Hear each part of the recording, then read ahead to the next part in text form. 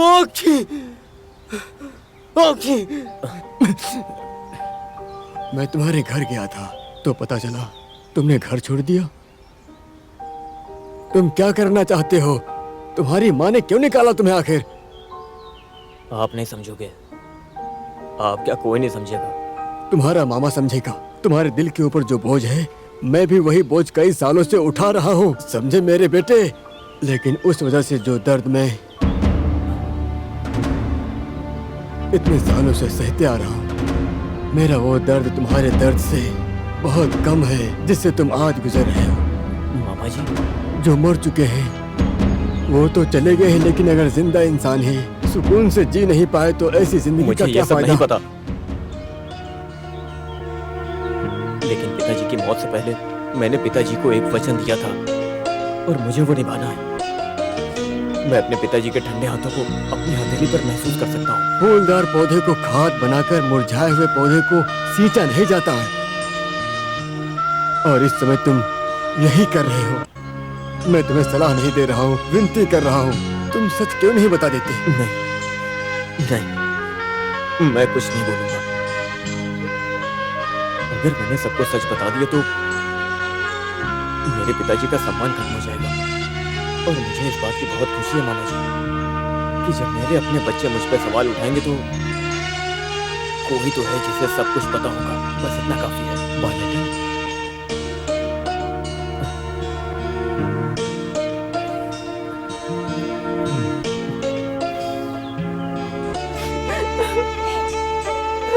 ये पछतावे के आंसू है, मुझे पता है, लेकिन ये आंसू उस परिवार के आंसुओं का समाधान नहीं। एक जिंदा बेटा अपनी इज्जत गंवा रहा है सिर्फ अपने स्वर्गीय पिता की खातिर। वो अपने ही परिवार में अनजान बनकर रह गया। आखिर किसके लिए? नहीं, शर्मिंदा होने की जरूरत नहीं है। मैंने हमेशा तुम्हें बद्दुआ दी, लेकिन अब मैं तुम्हारे लिए प्रार्थना करूंगी। मैं बालेटन को जानता हूँ, वो कभी नहीं बताएगा, ना ही कोई उससे कुछ जान सकता है। लेकिन अगर ऐसा ही चलता रहा तो एक ही बार हमेशा के लिए फैसला कर लेना।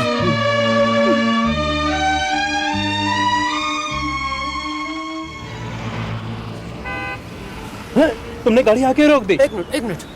अरे बाला, तुम कहाँ जा रहे हो? हम तुम्हें कब से ढूंढ रहे हैं। कहाँ थे तुम? जब तुम्हारी जरूरत होती है तब तो तुम होते नहीं हो। पता नहीं तुम कहाँ से इतने दिन। तुम्हारी कितनी जरूरत थी पता है? आखिर बात क्या है? हाँ, हम तुम्हारा अस्पताल में भी इंतजार कर रहे थे, लेकिन तुम यहाँ घूम रहे हो, तुम्हें पता नहीं। पीछा रेड्डी की तुम्हें कुछ खबर है? कहाँ है वो? अरे तुम इधर आओ जल्दी। अरे आता हूँ, तुम जल्दी से जल्दी कर दो और अपने परिवार को संभालो। मैं भी निकलता हूँ, मिलते हैं।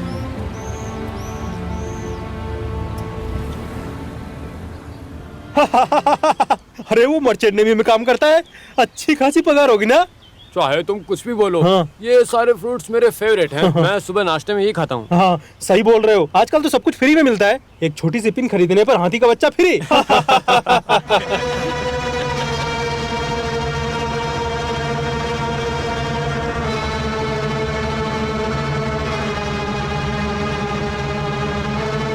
पापा पापा, पापा पापा, पापा पापा मेरे लिए क्या लाए? मैं यहीं पर था बेटी।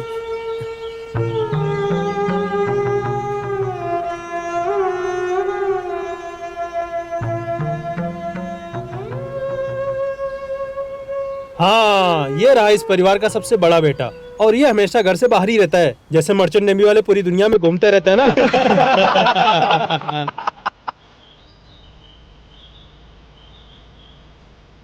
सब कुछ इतनी जल्दी हुआ। जब इन्होंने मेरे सामने ये बात रखी तो मैंने लड़की दिखाने ले आया, और जल्दबाजी में मैं तुम्हें बताना ही भूल गया। मैं लड़के का मामा हूँ और ये सभी उसके दोस्त हैं। ये सब मर्चेंट नेवी में काम करते हैं। इनमें से कौन है? लड़का अंदर गया लड़की से बात करने।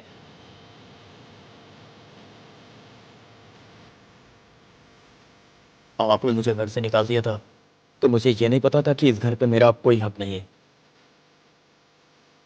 आप चाहती तो मुझे खुशखबरी दे सकती थी। आखिर मैं उसका भाई हूं।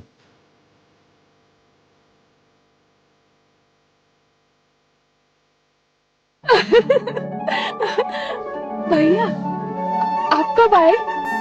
ये बताओ, वो तुम्हें पसंद है ना?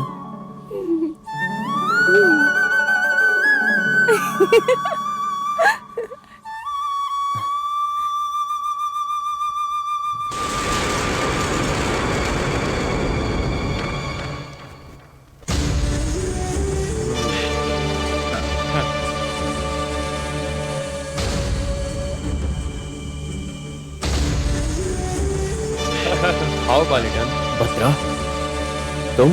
क्यों, मैं यहाँ नहीं हो सकता क्या? मैंने तुमसे पहले ही कहा था। अगर ये भगवान की मर्जी भी हुई ना तो भी ये नहीं होगा। 25 दिन दिए थे मैंने तुम्हें, पूरे 25 दिन दिए थे, लेकिन उसके बाद भी तुम कुछ नहीं कर पाए। अब तुम देखना मैं क्या करता हूँ। मैंने तुमसे कहा था पूरे 30 लाख रुपए होते, लेकिन तुम दे ना सके। अब तुम्हारी बहन से शादी करूंगा। उससे प्यार जो करता हूँ। अब जो उखाड़ सकते हो उखाड़ लो तुम, मैं तो नहीं रुकने वाला। भद्रा, वो मेरी बहन है, ऐसा हरगिज नहीं होगा, बिल्कुल नहीं। मैंने पहले ही कहा था, तुझे पूरे 25 दिन दिए थे, तू कुछ ना कर सका, लेकिन अब मैं करूंगा। तू देखता जा बस, और कुछ नहीं। सबसे पहले तेरी बहन के ससुराल जाऊंगा, दूल्हे से मिलूंगा, फिर उसे ले आऊंगा। उसके बाद मैं उससे शादी करूंगा। तू देख क्या क्या करता हूँ। मुझे कोई नहीं रोक सकता। किसी ने कोशिश भी की तो मैं उसे जान से मार दूंगा। फिर वो कोई भी हो, मैं उसके टुकड़े टुकड़े कर दूंगा, समझे?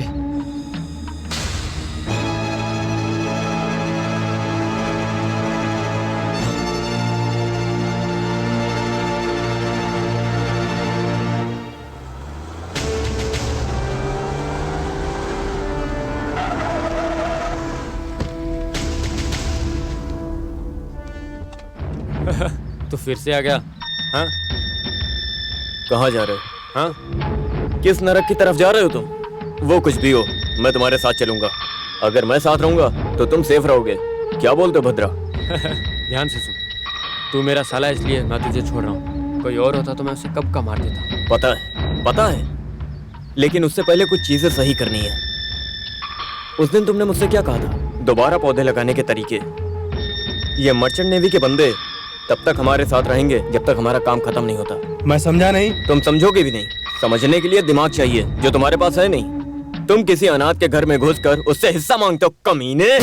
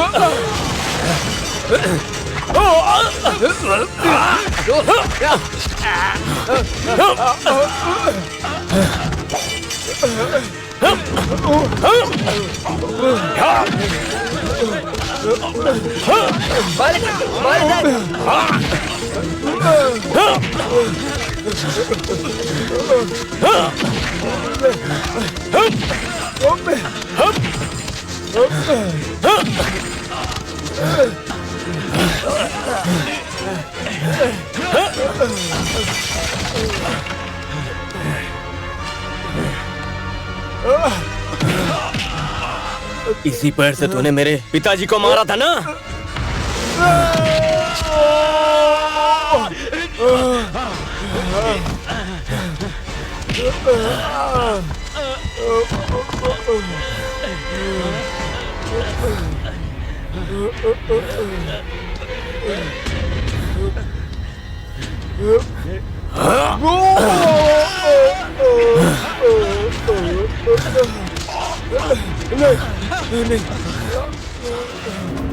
क्या कहा था तूने कि मैं चौकीदार हूँ?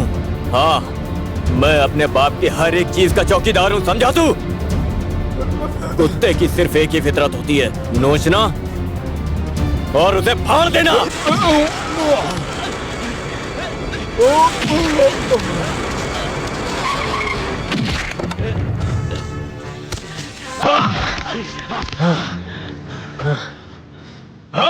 नहीं बालेटन, मैं कहता रुक जाओ बालेटन। जब तक ये मर नहीं जाता इसको मैं छोड़ूंगा नहीं। तुम क्या कर रहे हो? अरे कोई से यहाँ से उठाकर लेकर जाओ ना।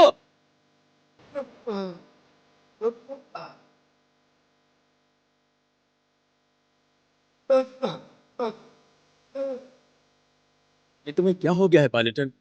जब मैंने तुम्हारे घर में तुम्हारे बारे में पूछा, मुझे तभी शक हो गया था कुछ तो है। नहीं, कुछ नहीं, वही हमेशा की समस्या है। मुझे अच्छी तरह से पता है कि बालेटन बिना समस्या के रह ही नहीं सकता। मैं आज जो कुछ भी हूँ सिर्फ तेरे वजह से हूँ। गल्फ जाने के लिए तूने जो मुझे 75,000 का इंतजाम करके दिया था ना, उससे मेरी जिंदगी बदल गई। मैंने तुम्हें 75,000 रुपए दिए थे। मुझे पता था तुम्हें याद नहीं रहेगा। तुम वो अकेले इंसान हो जो पैसे देकर भूल जाते हो। हाँ हाँ, मैंने ही दिए थे। देख मुस्तु, आज मैं तुझसे पहली बार अपने पैसे मांग रहा हूँ, ब्याज के साथ। क्या तुम मुझे 3 लाख दे सकते हो? ये तुम ऐसा क्यों बोल रहे हो बालेटन? हाँ, इन्हीं पैसों की वजह से मेरे परिवार में मेरी कोई इज्जत नहीं रही। मैं तुम्हारे आगे हाथ जोड़ता हूँ। बालेटन, मुझे शर्मिंदा मत करो तुम। मेरी गरीबी में तुम्हारी राय और मस्ती मजाक से ही मेरा दिन गुजरता था। उसी गरीबी में किसी भी तरह से अपने दिन काट रहा था। मैं कोझीकोडे में ऑटो चलाया करता था, चल्लार नदी से रेती निकालता था अपने परिवार के पेट को भरने के लिए। तुम्हारे कारण आज मैं यहाँ पहुँचा हूँ। तुम पैसों के लिए मेरे सामने आंसू बहा रहे हो। तुमने हमेशा दूसरों के लिए संघर्ष किया है, सिर्फ 3 लाख रुपयों के लिए अपने परिवार से नजर नहीं मिला सकते। फिर मुस्तु किस लिए जिंदा है बालेटन? मेरी बात सुनो, मेरी सारी दौलत ले लो, अगर उससे भी कर्ज ना चुके तो बालेटन ये तुम्हारा मुस्तु अपना पिछला पेशा किराए की गुंडागर्दी करने को तैयार है। बस बस, भगवान ने तुझे मेरे सामने फरिश्ता बना कर भेजा।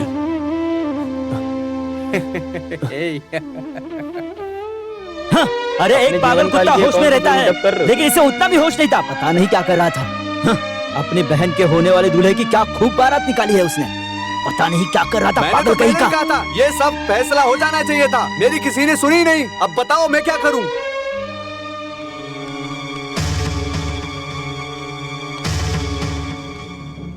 बालेटन कहाँ है? बालेटन,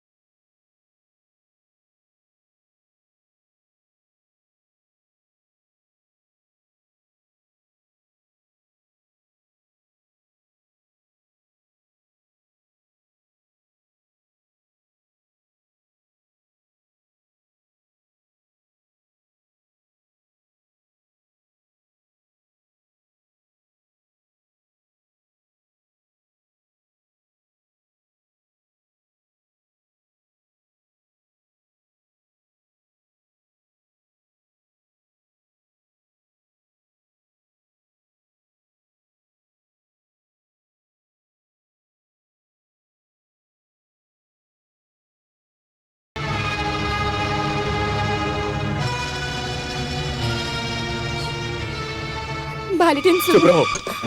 आओ। नहीं नहीं, तुम्हें शर्मिंदा होने की जरूरत नहीं है। ये तो हमारे कर्म है जो तुझे पैदा किया। इससे तो अच्छा होता मैं मर जाती। इसे मरना नहीं, बर्बाद होना कहते हैं। तबाह होने से अच्छा है बर्बाद हो जाए इंसान। रुकिए, आप यही रुकिए, मैं जाती हूँ।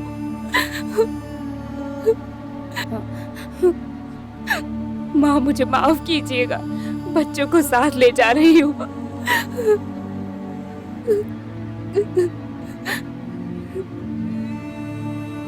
इतने सालों से मैं क्या कुछ झेल रही हूँ, लेकिन कभी किसी को चोट नहीं पहुंचाई। मैं प्रार्थना करूंगी कि आपको मेरे आंसुओं का पाप कभी न लगे। पापा, मेरे साथ चलो। तुम कहाँ जा रही हो?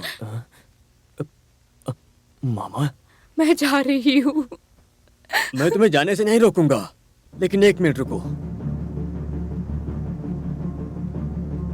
मामा जी आप यहाँ क्यों आए हैं? ये मामा जी हमेशा यहाँ बिना किसी वजह के आया है और बिना किसी वजह के चला जाता है। मामा जी आप यहाँ से जाइए। छोड़ो मुझे, छोड़ो मुझे आप यहाँ से। जब अपनी बीवी बच्चों को रोकने के लिए तुमसे एक शब्द नहीं बोला गया तो इसमें कोई शक नहीं कि तुम मुझे भी धक्के मार कर निकाल सकते हो, लेकिन मैं भी आज यहाँ से तभी जाऊंगा जब तक सच बता नहीं देता हूँ। कम से कम पिताजी के बारे में तो सोचिए। तुम्हारे पिताजी के बारे में सोच कर ही मैं तुम्हारे पिता की तरह बोल रहा हूँ। लक्ष्मी, ये यहाँ किसी की जिंदगी बर्बाद नहीं करने आई है और न ही तो अधिकार जताने आई है। ये 2 बच्चों में से एक है जिसकी जिम्मेदारी इसके पिता ने अपने मौत से पहले उसे दी थी। ये तुम्हारे पति की ही बेटी है।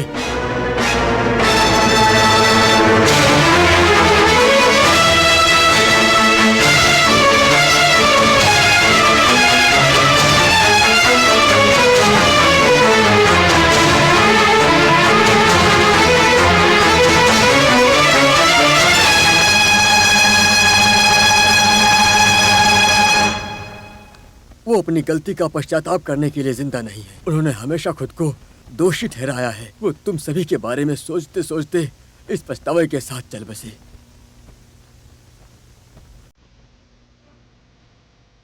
वो अपनी बात पूरी किए बिना ही गुजर गए, इसलिए न तो मैं उनका विरोध कर सकता था, न ही उन्हें नजरों से गिरा सकता था। मैं बस उनकी आज्ञा का पालन कर सकता था। माँ, मैं बहुत बेबस था। माँ, बहुत बेबस। नहीं,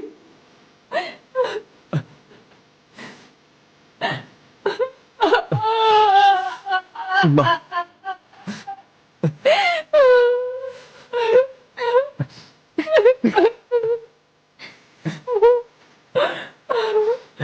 लक्ष्मी, तुम्हें पता है बाला ने इस घर के कागजात क्यों चुराए थे? ताकि वो इसकी बड़ी बहन की शादी करवा सके। वो तुम्हारे परिवार को बर्बाद करने के लिए नहीं आया है। तब जाकर इसने इसका घर बसाया। उसका होने वाला दूल्हा, उसे इससे शादी करने में कोई दिलचस्पी नहीं थी। मैं पिताजी की तरफ से नहीं, तुम्हारी कोई गलती नहीं, गलती तो हमसे हुई है।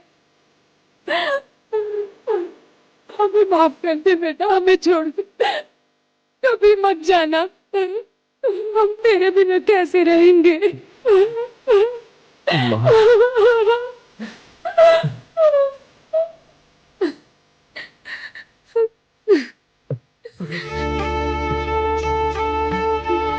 मालिक नहीं।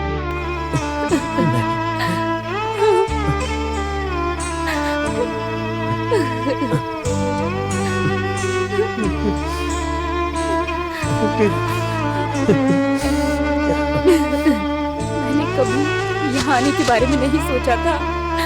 मुझे माफ कर दीजिए प्लीज।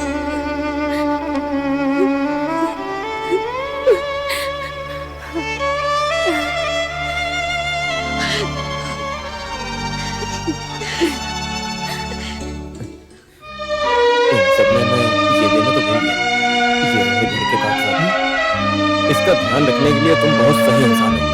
इसे माँ की अलमारी में मत रखना। अगर मैंने फिर से चुरा लिया तो मैंने आपको गलत समझा, मुझे माफ कर दो। अनजाने में मैंने आपको क्या क्या कह दिया। तुम रोके नहीं, तुमने अपने हिसाब से सब सही किया। हाँ मामा जी, ये सब क्या है? हाँ पलटन, पलटन, पलटन। पिशा रेड्डी को पुलिस ने अरेस्ट कर लिया है। लेकिन क्यों? ऐसा सुनने में आ रहा है कि बैंक के लॉकर से उसने गहने चुराए। उन्होंने अपने गहने लिए और पुलिस को पता ही नहीं चला। लॉकअप में पुलिस वाले उसे कुत्ते की तरह मार रहे हैं। पुलिस ने बहुत बुरी तरह मार रही है। अब हम क्या करें मामा जी? जो तुम हमेशा से करते आए हो वही करो। और क्या क्या कहते हो? हाँ हाँ गाड़ी में बहुत पेट्रोल है, चलो सब चलते हैं। टैंक फुल है ना? तो एक काम करो, हम सब लोग साथ में भागते हैं। चलो।